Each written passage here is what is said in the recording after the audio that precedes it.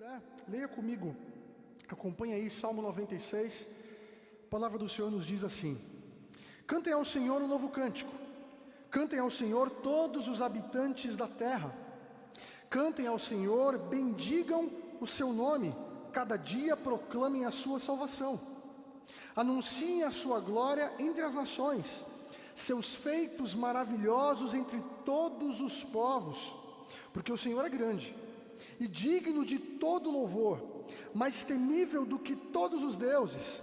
Todos os deuses das nações não passam de ídolos, mas o Senhor fez os céus.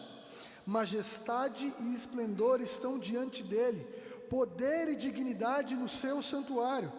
Deem ao Senhor a família das nações, deem ao Senhor glória e força, deem ao Senhor a glória devida ao seu nome, e entrem nos seus átrios trazendo ofertas. Adorem o Senhor no esplendor da sua santidade, tremam diante dele todos os habitantes da terra. Digam entre as nações: o Senhor reina. Por isso firme está o mundo, e não se abalará, e ele julgará os povos com justiça.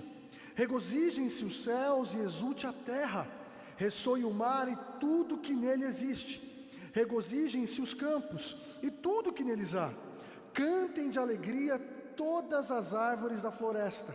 Cantem diante do Senhor, porque ele vem julgar a terra, julgará o mundo com justiça e os povos com a sua fidelidade.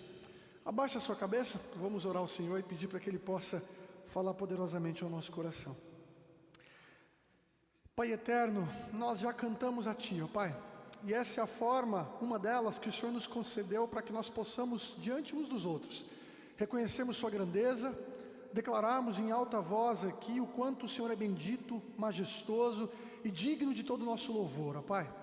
A nossa alma aqui, já cantamos, tem o desejo de se derramar na Tua santa presença, Pai, pois é ali, é diante do Senhor que nós somos transformados, que nós somos, ó Pai, reorientados para a Tua santa vontade para as nossas vidas, ó Pai. Que nesse culto de louvor em que nós já cantamos e podemos também orar a Ti, nós possamos ser alcançados pela Tua doce e poderosa palavra, Pai, que nos direciona no santo e vivo caminho que o Senhor proporcionou a nós por meio de Jesus. É no nome dEle que nós oramos e agradecemos. Amém. Somos todos cantores. Pode ser que nem todos sejamos bons cantores, não é?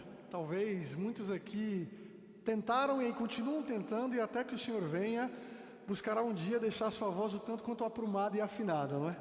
Mas todos nós somos dotados, meus irmãos, da capacidade de cantar. Querendo ou não, ensinar e aprender a cantar é algo que faz parte da nossa experiência humana, não é?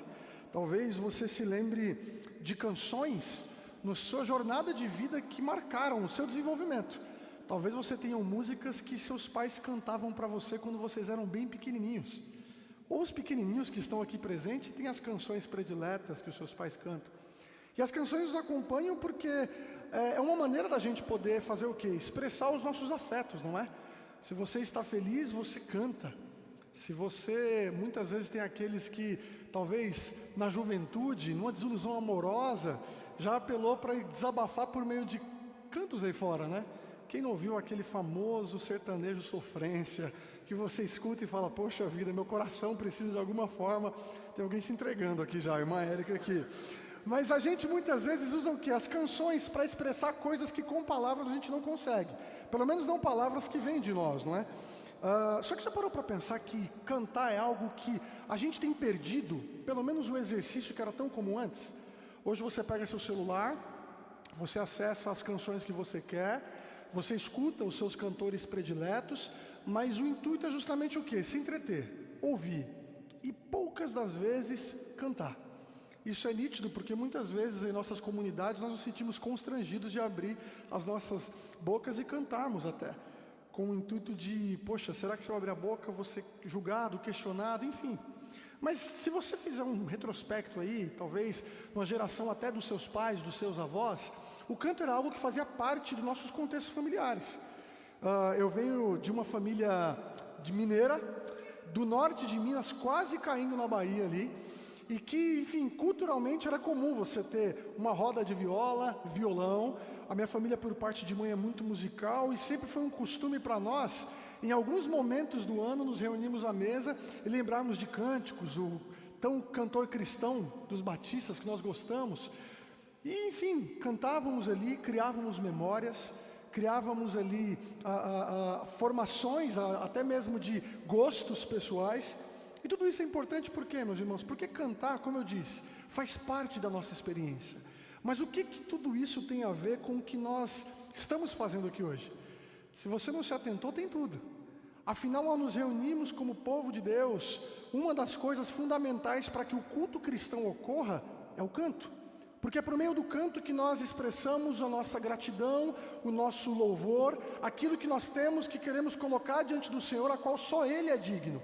Não é à toa que o salmista, ao qual nós lemos aqui, ele inicia o seu salmo dizendo: cantem um novo cântico ao Senhor. Porque o canto sempre fez parte do povo de Deus. Se você lembra muito bem, os evangelhos relatam para nós que nos últimos momentos que Jesus esteve com seus discípulos, após seu momento ali com eles, ele cantou um cântico e depois saiu. Porque a experiência humana depende também disso. Nós fomos criados para isso, criados para expressarmos os nossos afetos e as inclinações do nosso coração através do canto. Mas o que esse salmo tem a dizer para nós? Esse salmo é sobre isso. É sobre cantar, mas não cantar de maneira aleatória. É sobre ensinar as nações a cantarem a canção que Israel aprendeu. A canção que a própria criação, como nós lemos aqui, ela ama cantar.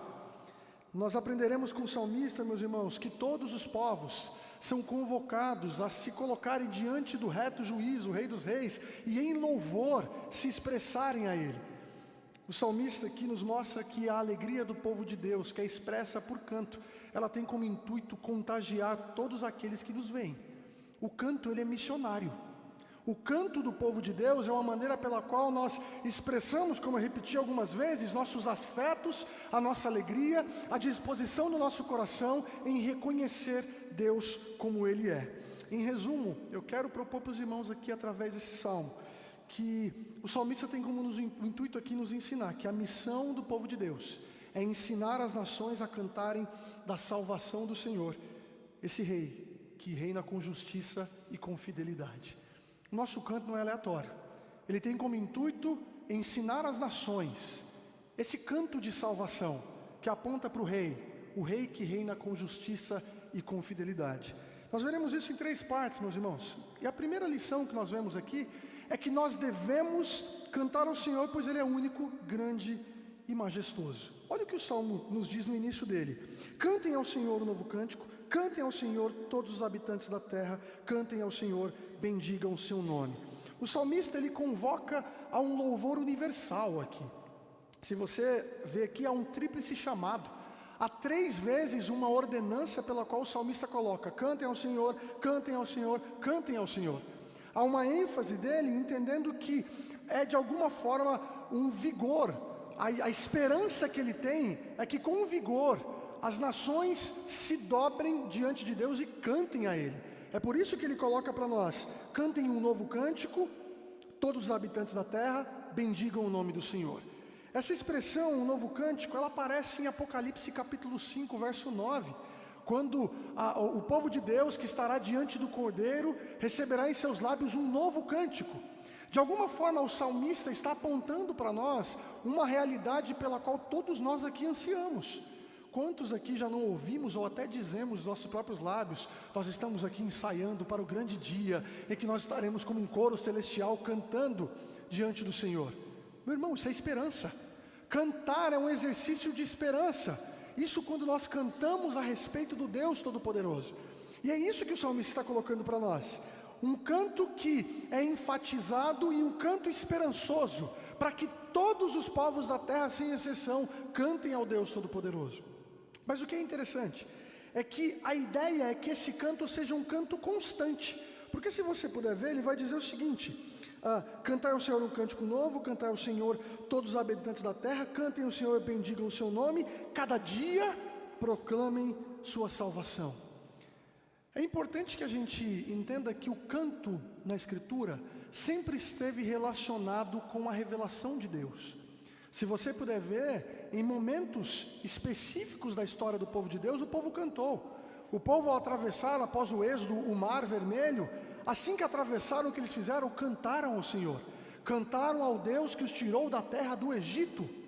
De alguma forma o salmista tem no seu imaginário, os relatos da ação providencial de Deus na história, mas ele quer convidar eu e a você, meus irmãos, para olharmos para a nossa própria história, como uma história que faz parte de uma história maior, que é a história da salvação do povo de Deus. Nós somos o povo do Senhor, o povo que é do Senhor, porque Ele nos comprou com seu próprio sangue, sangue derramado em favor de pecadores. Quando o salmista nos chama a essa tríplice convocação para que a gente cante a Ele, não é qualquer coisa que nós cantamos. Nós cantamos ao Senhor, bendizemos ao Senhor e proclamamos a sua salvação. É por isso que é muito importante que as nossas comunidades, de maneira saudável, tenham uma dieta de cânticos bem estabelecida. Nós não podemos, em um louvorzão como esse, sairmos daqui sem nos lembrarmos de que todos necessitam de um amor perfeito, de que Cristo move as montanhas e Ele tem poder para salvar, de que o nosso coração se derrama em Jesus, de que somos gratos porque temos muito mais do que recebemos graças a Cristo. O nosso canto, meus irmãos, é semana a semana um lembrete dos feitos poderosos de Deus para nós. É por isso que o canto é missionário. Porque quando nós agradecemos a Deus pelos seus feitos, nós estamos, ao cantar e dizer isso, dizendo uns para com os outros que Deus continua envolvido com a sua criação, continua envolvido com o seu povo, continua envolvido com a minha e com a sua vida. Já parou para pensar nisso? Que cantar te lembra tudo isso? Que cantar com o povo de Deus é um exercício de esperança. Cada dia proclamem a sua salvação. É interessante que, ao mesmo tempo que há 3 chamados ao canto, nós vemos aqui 3 expressões, como bendigam, anunciem e proclamem, mostrando para nós que de maneira intencional o canto ao Senhor deve ser algo que, ao se voltar em culto a Ele, sempre também tem uma dimensão horizontal para todos nós. Se você lembra muito bem, em Efésios capítulo 5, o apóstolo Paulo está falando sobre a maneira pela qual nós devemos buscar a vontade de Deus e remir o tempo que nós temos, porque os dias são maus. Nesse mesmo contexto, ele diz o seguinte para nós: não se embriaguem com vinho, que leva à libertinagem, mas enchei-vos do Espírito Santo. E a gente para muitas vezes aqui, né? Só que o texto continua dizendo: enchei-vos do Espírito Santo, falando entre vocês com salmos, hinos e cânticos espirituais. Isso aqui, meu irmão, não quer dizer que você tem que conversar com as pessoas cantando. Olá, graça e paz, como vai? Não é isso. Mas o que o apóstolo Paulo quer dizer para nós é que à medida que nós cantamos salmos, hinos e cânticos espirituais, e isso é obscuro a respeito do que essas expressões de fato significam, mas de alguma forma, na pluralidade do repertório do povo de Deus, nós, ao cantarmos verdades eternas, já parou para fazer esse exercício? Você está numa comunidade como essa, onde pessoas que são diferentes de você, pessoas que não tiveram as mesmas influências que formaram quem você é, se reúnem em nome de um Deus aqui, e ao cantarem estão cantando uma mesma história que os une. A despeito das nossas diferenças, quando nós cantamos e olhamos para a direita, para a esquerda, para trás ou para frente, nós temos pessoas que estão trilhando os mesmos passos que nós. É assim que acontece o encher do Espírito Santo. Relembrando de que essa história de salvação a qual nós cantamos não é uma história que eu e você trilhamos sozinhos. Nós somos um povo, meus irmãos, um povo que se chama pelo nome de Deus e que canta em nome dEle. Nós estamos aqui hoje para agradecer ao Senhor, e já fizemos isso cantando, mas perceba que o próprio exercício de gratidão é um lembrete de que Deus não está interessado somente na sua vida, mas na vida do seu povo, porque seus irmãos também têm que agradecer. Quando nós cantamos, nós estamos lembrando daquilo que Deus fez por nós em Cristo Jesus, mas ao mesmo tempo também de um Deus providencial que deve ser bendito, Deus que deve ser aclamado por todos nós, e que deve ter em nosso coração um anseio para que toda língua, toda tribo, raça e nação também cante a esse Deus. Nós devemos cantar ao Senhor, meus irmãos, porque Ele é único, grande e majestoso. O texto coloca para nós aqui, no verso 4, a razão pela qual nós devemos cantar. Porque ele diz o seguinte: porque o Senhor, ele é grande e digno de louvor, mais temível do que todos os deuses. É interessante que no contexto de Israel não era incomum associarmos as práticas litúrgicas, ou seja, as práticas de culto, às práticas dos demais povos. Eu não sei se você sabe, mas o ato de exercer sacrifício sacrifícios de animais, não foi algo que nasceu em Israel. Muito pelo contrário, todos os povos ao redor de Israel faziam sacrifícios. Mas o grande ponto é que, ao se apropriar de práticas que já eram comuns ali para os povos, as práticas de Israel foram ressignificadas pelo simples fato de que ao Deus ao quem esses sacrifícios são feitos é o único Deus verdadeiro. É por isso que ele coloca para nós aqui que ele é mais temível do que todos os deuses, porque todos os outros deuses são falsos, meus irmãos. Todos os outros deuses são sombras, eles não são a realidade. A realidade de fato que governa céu e terra é o único e verdadeiro Deus, Criador de todas as coisas. Talvez você tenha contato com mitologias, talvez você conheça pessoas que se submetem a orixás, a práticas um tanto quanto aí pagãs aos nossos olhos aqui, que são contrárias ao Senhor, e que isso gera em você algum tipo de temor. Talvez alguém já falou para você: não mexe com pessoa tal, porque aquela pessoa ali, ela é umbandista. Se você mexer com ela, ela pode fazer alguma coisa contra você. O salmista coloca para nós que o Deus a ser temido é o Deus Todo-Poderoso. Ele é o único Deus a ser temido, mais do que todos os outros deuses. Percebe que quando nós cantamos, nós estamos enchendo o nosso coração de esperança e da segurança que temos de que o Deus a quem cantamos é o nosso Deus. É o Deus que nos tirou da terra do Egito e nos colocou na sua própria mão como posse dele. Nós somos do Senhor, guardados pelo Senhor. Em Romanos capítulo 8, o que Paulo diz para nós? Que diremos, pois, diante dessas coisas? Se Deus é por nós, quem será contra nós? Aquele que não poupou o seu próprio Filho, mas nos deu voluntariamente, não nos dará juntamente com ele de graça todas as coisas. Quem tentará alguma acusação contra os escolhidos de Deus? É Deus quem os justifica.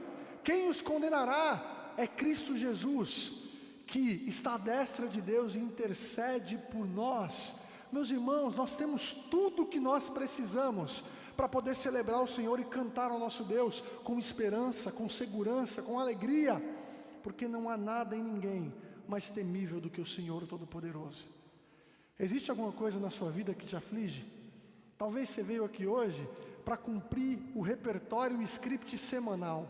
Vai ter programação na igreja e eu tenho que estar lá. Senão meus líderes, meu pastor vai falar comigo: meu irmão, por que você não veio para a igreja? Meu irmão, se você talvez está aqui e tem temores a serem administrados no seu coração, talvez essa noite Deus está chamando você a cantar a Ele. Cantar a Ele com a consciência de que o seu canto é uma expressão de fé, de que você já tem tudo o que você precisa nele. A força, a segurança, a esperança no Deus Todo-Poderoso. O texto continua dizendo para nós por que nós devemos cantar. Porque todos os deuses, verso 5, das nações não passam de ídolos, mas o Senhor fez os céus. No Salmo 115, nós temos o salmista descrevendo os ídolos para nós.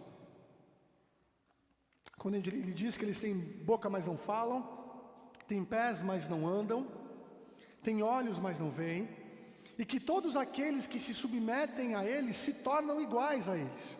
É como se o salmista dissesse para nós que aqueles que se dobram diante dos ídolos, eles ficam cada vez menos humanos, vão perdendo cada vez mais a humanidade pela qual Deus o criou, para que cada um de nós trilhássemos ela de maneira genuína.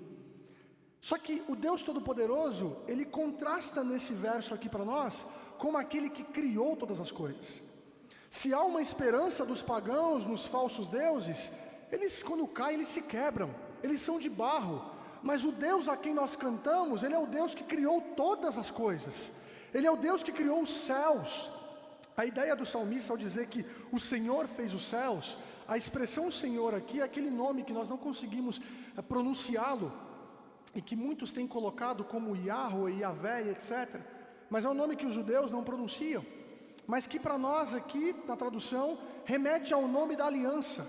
O Deus que fez aliança com o seu povo é o Deus que fez os céus, é o Deus Todo-Poderoso. Por que os ídolos não são nada?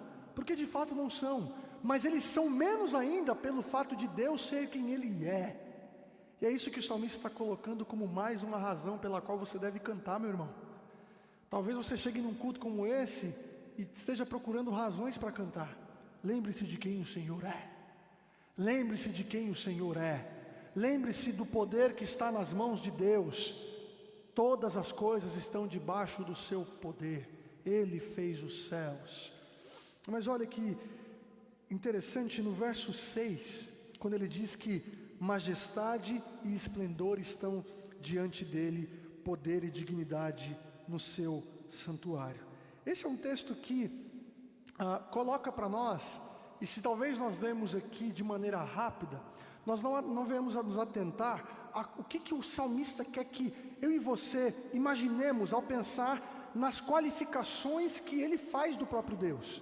Porque ele diz o seguinte, que a majestade e o esplendor, a plenitude da beleza, não são o Senhor, elas estão diante do Senhor. É como se ele dissesse que a beleza e a majestade, características pelas quais nós podemos classificar uns aos outros aqui, elas não são dignas de estarem no Senhor, elas se dobram diante dele. Deus é maior do que aquilo que é majestoso aos nossos olhos. Deus é mais esplendoroso, mais belo do que aquilo que nós podemos dizer. Só que ele coloca para nós que não só isso, mas poder e dignidade estão aonde? No seu santuário. E o que é o santuário de Deus? É a sua presença, meus irmãos. Falar sobre tudo aquilo que é belo, perfeito, pleno, grandioso, majestoso, aquilo que nós não podemos caracterizar e expressar com nossas próprias palavras, é o que a gente pode imaginar a respeito do que é a grandeza e a beleza de Deus. Faltam adjetivos na nossa língua portuguesa, mas até mesmo na língua humana, para descrever quem Deus é, a grandeza dele. É por isso que o salmista coloca para nós que Deus deve ser louvado com nossas vozes, porque Ele é o único Deus, que está acima de todos os deuses. Ele é o Senhor que fez os céus, mas Ele é aquele também que toda a majestade, beleza, poder e dignidade se dobram diante dEle. Você precisa de mais razões para cantar ao Senhor? Você precisa de mais razões para louvar a Deus? Existem razões maiores que essa, meu irmão? Talvez a nossa vida, e é comum que ela esteja assim, um caos. A vida cristã ela é um caos. Nós sofremos de maneira dobrada, não é? A gente sofre por viver em um mundo debaixo do pecado, mas nós também sofremos porque nesse mundo nós somos forasteiros. Somos aqueles que peregrinam aqui como cidadãos de um outro reino e que também sofrem por carregarem aqui a inimizade desse mundo contra o reino de Deus. Mas o Senhor nos enche de esperança e é isso que Ele quer ao se revelar a nós por meio de Cristo. Pois ninguém jamais viu a Deus, mas o Deus unigênito que está junto do Pai o tornou conhecido. Alguém talvez já disse para você quem é Deus? E aí você talvez se embananou na teologia e nas doutrinas que você tem aprendido lá, que é difícil. Muitas vezes a gente tentar descrever o Senhor. Mas se você me permite te dar uma sugestão, comece por Jesus. Porque ali, Deus está ali. O ponto para nós é que muitas vezes, quando nós queremos falar sobre Deus, nós construímos um Deus genérico. Um Deus que se adeque às nossas expectativas. Um Deus que seja conforme as nossas motivações. E é por isso que muitas vezes você não quer cantar, meu irmão. É por isso que muitas vezes eu não quero cantar. Porque talvez nós estamos sendo frustrados com a imagem de um Deus que nós projetamos. Mas quando nós olhamos para Jesus, começamos em Jesus, nós perceberemos que não precisamos de mais nada, porque a expressão exata de Deus começa e termina nele.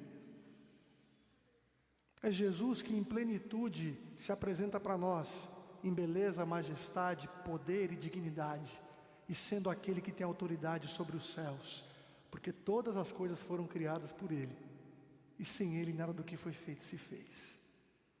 Você percebe que quando a gente olha para esse salmo de maneira cristocêntrica, Jesus está aqui, meus irmãos. Jesus é visto aqui por nós, como aquele a quem nós cantamos em nome dEle e para Ele. Mas qual que é a minha segunda lição? É que nós devemos adorar ao Senhor, pois Ele reina com justiça e fidelidade. O salmista inicia falando sobre o canto, só que agora ele começa a falar sobre a adoração.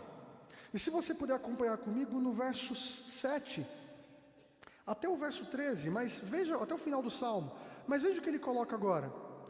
Ele usa também uma tríplice afirmação agora a respeito de como nós devemos nos voltar a Deus, quando ele diz: deem ao Senhor, verso 8, deem ao Senhor, verso 9, adorem o Senhor. E em cada uma dessas coisas ele diz o seguinte: deem ao Senhor, ó famílias das nações, deem ao Senhor glória e força. Deem ao Senhor a glória devida ao seu nome. E entrem nos seus átrios, ou seja, na sua presença, trazendo ofertas. Adorem o Senhor no esplendor da sua santidade. Tremam diante dele todos os habitantes da terra. O salmista agora convoca cada um de nós ao culto. Ao culto, e mais uma vez, ao fazer essa tríplice afirmação para nós aqui, convocação, chamado, ele nos chama a ter uma postura adequada diante de Deus, meus irmãos. Porque não basta apenas termos o repertório correto. A gente pode cantar o que é certo.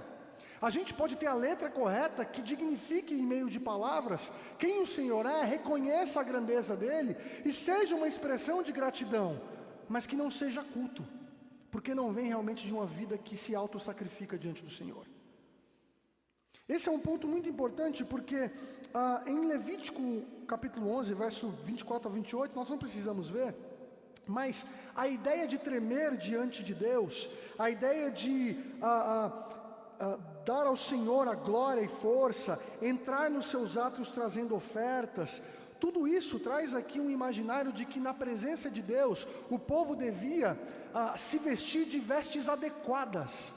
Os sacerdotes, por exemplo, nós temos no livro de Êxodo, quando está sendo construído ali o tabernáculo, e até mesmo sendo estabelecido o sacerdócio ali, todo um planejamento a respeito de como eles deviam se vestir, para adentrarem a presença ali de Deus, no Santo dos Santos, realizarem sacrifícios, foi algo estipulado pelo próprio Deus. E o que isso nos ensina, meus irmãos? Que a adoração não é algo subjetivo, não é algo que a gente diz o seguinte: não, o que importa é o que está no meu coração. A pergunta é: o que está no seu coração? O culto ao Senhor, a adoração ao Senhor, não é algo que nós fazemos conforme nós bem entendemos. Nós cultuamos a Deus como Ele bem estabeleceu. Há um autor anglicano chamado David Peterson, um livro dele intitulado Teologia Bíblica da Adoração. E ele tem uma definição muito interessante do que é a adoração cristã. Ele define a adoração cristã como um encontro com Deus, nas condições que Ele estabelece e da maneira que só Ele torna possível. De uma maneira mais simples, o David Peterson diz o seguinte: que todo culto de adoração ao Senhor é um encontro com o próprio Deus.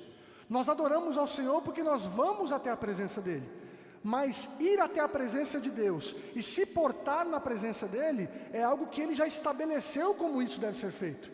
Só que existe um ponto maior: cumprir a maneira pela qual Deus estabeleceu, só Ele, pelo seu Espírito atuando em nós, torna possível.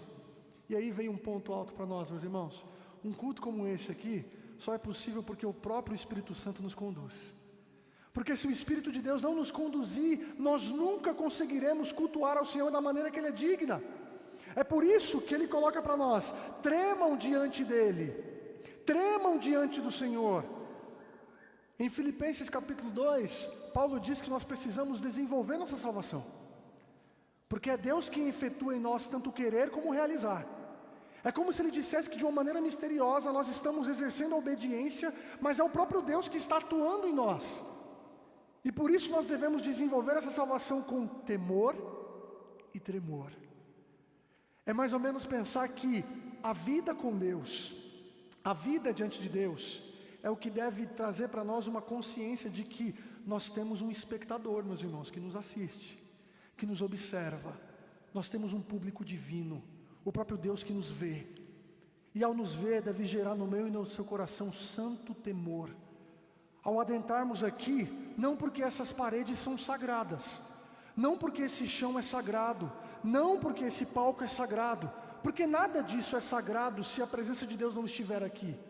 Mas é o fato de que quando o povo de Deus se reúne na santa presença dEle, nós devemos fazer o que o salmista nos incentiva: deem ao Senhor a força e a dignidade, deem ao Senhor, adorem ao Senhor no esplendor da sua santidade. Nós cantamos a Ele, mas o nosso canto, por quem Ele é, deve ser um canto que expressa uma vida que em integridade cultua e adora ao Senhor. A palavra de Deus nos incentiva como? Rogo pelas misericórdias de Deus, que apresentei os vossos corpos em sacrifício vivo, santo e agradável ao Senhor. Esse é o culto racional de vocês. Ou em outra tradução, uma adoração com entendimento, uma adoração que é consciente, de um povo que quando se reúne para agradecer e louvar ao Senhor, faz isso com intencionalidade. É por isso, meu irmão, que nós precisamos de uma dieta bíblica saudável. É por isso que você precisa de EBD. É por isso que você precisa ler sua Bíblia em casa diariamente. É por isso que você precisa alimentar o seu coração da palavra de Deus, porque é aqui que nós temos a revelação do Senhor para nós. Uma revelação que evidencia o amor que Deus tem por mim e por você, do Deus que nos dá razões suficientes para cantarmos a Ele, mas o Deus que, ao se apresentar por meio deste texto, Ele mostra o quanto Ele é maior do que nós e o quanto nós devemos tremer diante do Senhor. Mas não pense que ao tremer diante do Senhor, isso significa que nós devemos fugir dEle. O tremer diante de Deus é uma consciência da grandeza do Senhor, mas a verdade bíblica é que esse Deus a quem nós, ao estarmos diante dEle, vemos sua grandeza, é um Deus que é amor. É um Deus que nos ama, e nos ama porque evidencia o seu amor em todas as coisas da criação. O fato de Deus criar a mim e a você, o fato de Deus criar a vida, a realidade que nós temos aqui, é uma expressão do próprio amor de Deus por nós. E é por isso que o salmista, meus irmãos, coloca para nós que a própria criação reconhece essa grandeza. Porque é o que o texto vai dizer no verso 10: digam entre as nações, o Senhor reina. O Senhor reina. Por isso firme está o mundo, e não se abalará, e Ele julgará os povos com justiça. O salmista convida eu e a você a olharmos para todas essas expressões a respeito de quem Deus é e de como nós devemos adorá-lo e cantarmos a Ele. Só que ele depois coloca para nós algo muito prático aqui. O Senhor está no seu trono reinando. Ele não é como um relojoeiro que deu corda num relógio, deu as costas e deixou o relógio sozinho. Não. Deus é um Deus que criou todas as coisas e que Ele se envolve, Ele se inclina para a sua criação. Você lembra daquele cântico?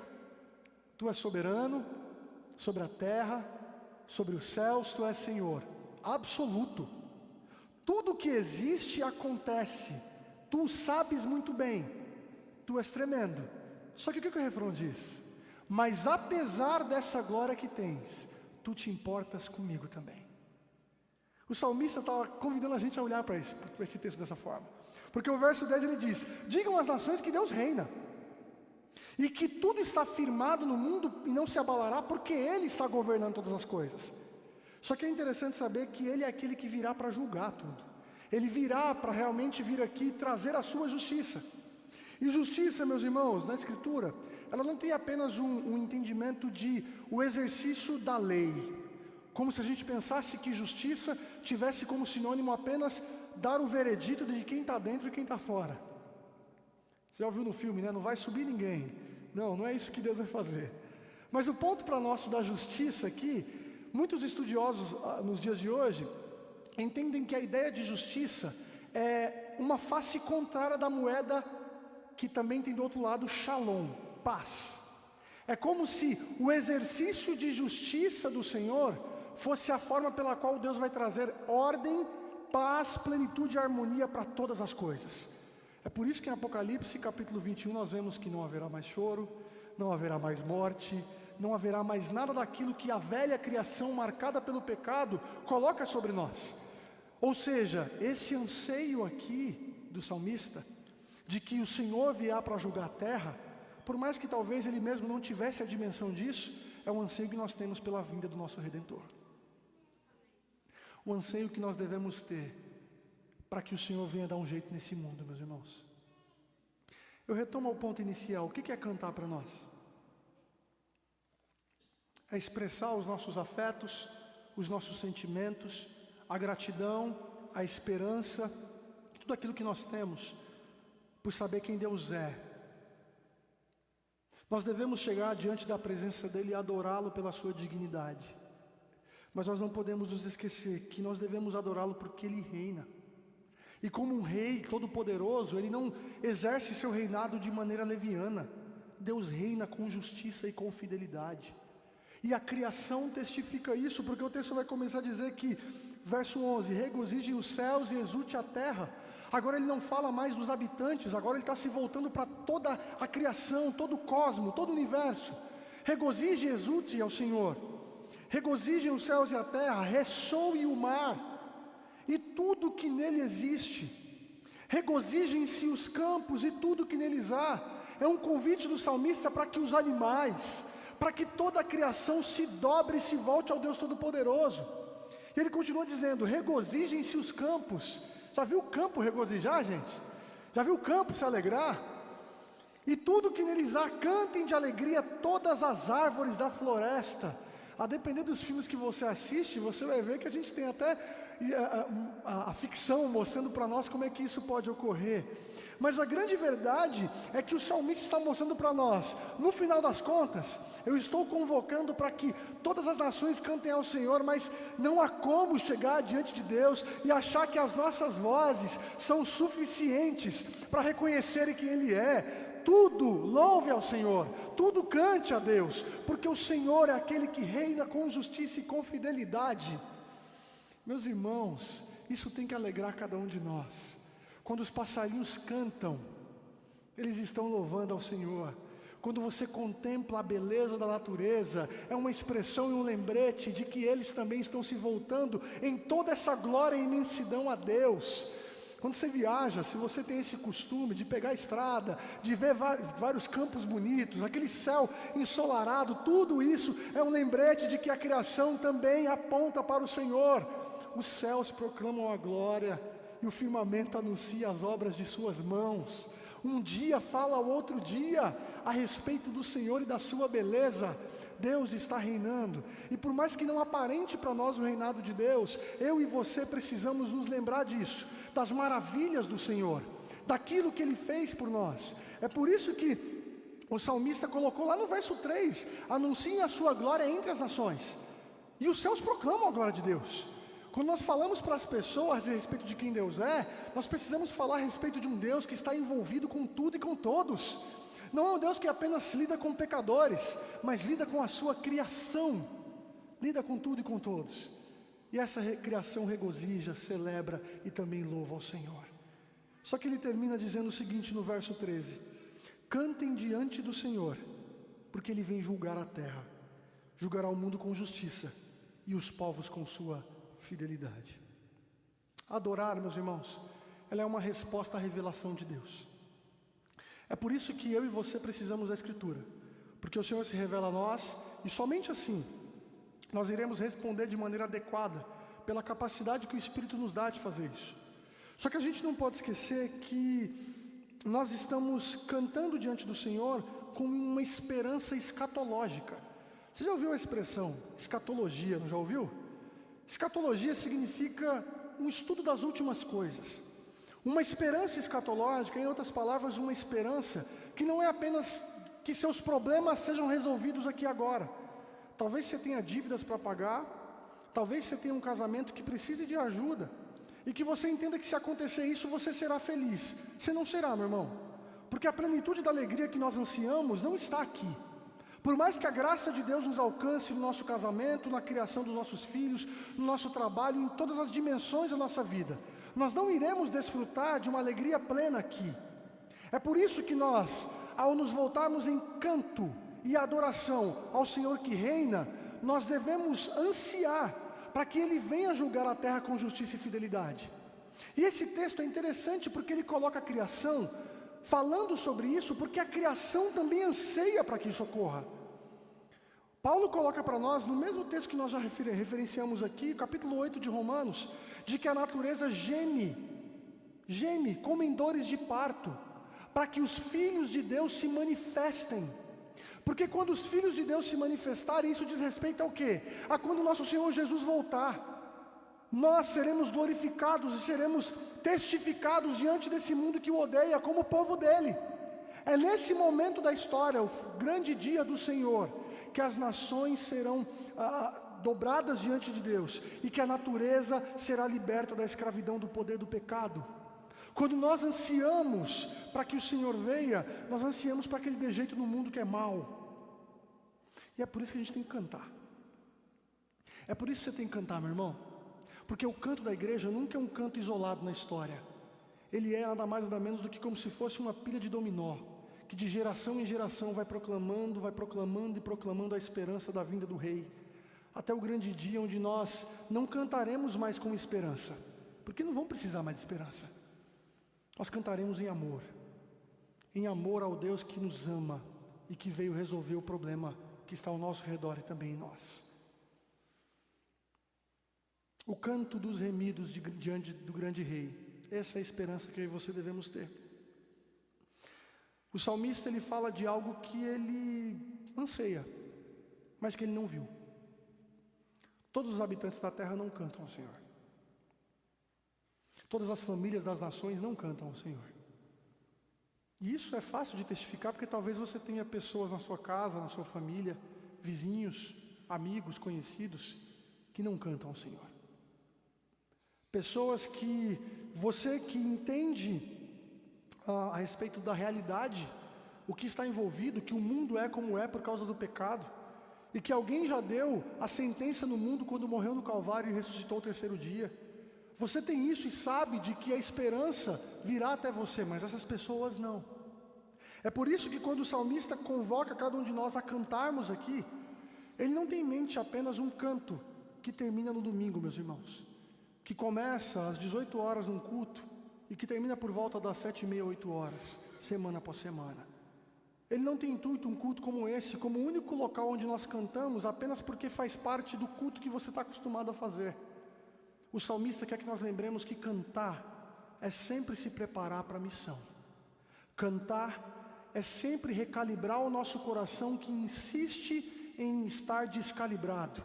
É reorientar o nosso coração que insiste em se desorientar. E ao cantarmos ao Senhor, sermos abastecidos de tudo que nós precisamos para poder sair por essas portas e sermos como discípulos genuínos de Jesus, que falam sobre as boas novas do reino de Deus. É falar sobre a nossa história. Eu queria terminar lendo o Apocalipse capítulo 5, porque o Salmo 96 de alguma forma aponta para esse texto. Apocalipse capítulo 5, versos 6 até o 14. Depois vi um cordeiro que parecia ter estado morto em pé no centro do trono, cercado pelos 4 seres viventes e pelos anciãos. Ele tinha 7 chifres e 7 olhos, que são os 7 Espíritos de Deus enviados a toda a terra. Ele se aproximou e recebeu o livro da mão direita daquele que estava sentado no trono. Ao recebê-lo, os 4 seres viventes e os 24 anciões prostraram-se diante do cordeiro. Cada um deles tinha uma harpa e taças de ouro cheias de incenso, que são as orações dos santos. E eles cantavam um novo cântico. Tu és digno de receber o livro e de abrir os seus selos, pois foste morto e com teu sangue compraste para Deus gente de toda tribo, língua, povo e nação. Tu os constituíste reino e sacerdotes para o nosso Deus, e eles reinarão sobre a terra. Então olhei e ouvi a voz de muitos anjos, milhares de milhares, milhões de milhões. Eles rodeavam o trono, bem como os seres viventes e os anciãos, e cantavam em alta voz: digno é o cordeiro que foi morto de receber poder, riqueza, sabedoria, força, honra, glória e louvor. Depois ouvi todas as criaturas existentes no céu, na terra, debaixo da terra e no mar, e tudo que neles há, que diziam: aquele que está sentado no trono e ao cordeiro, seja o louvor, a honra, a glória e o poder para todos sempre. Os 4 seres viventes disseram: amém, e os anciãos prostraram-se e o adoraram. Meu irmão, esse é o seu futuro. É isso que nos aguarda. E esse é o único combustível suficiente para fazer com que a sua vida seja uma vida que seja peregrinada em gratidão, em louvor, em adoração adequada ao Senhor, mas não menos do que isso, com muito canto a Ele. Aprenda a cantar, ame cantar ao Senhor, a despeito de qualquer capacidade que você pensa que seja necessária ter. Cante com o coração, cante com esperança, cante com alegria, porque o Senhor é digno e Ele reina com justiça e com fidelidade. E essa é a nossa missão, ensinarmos as nações a cantarem ao Todo-Poderoso Rei. Abaixe sua cabeça, eu quero orar pela vida de vocês.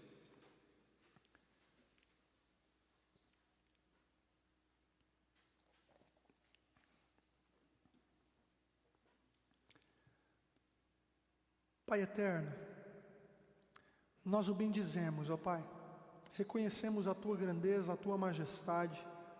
O Senhor está nos céus, ó Pai, reinando soberanamente sobre tudo e sobre todos.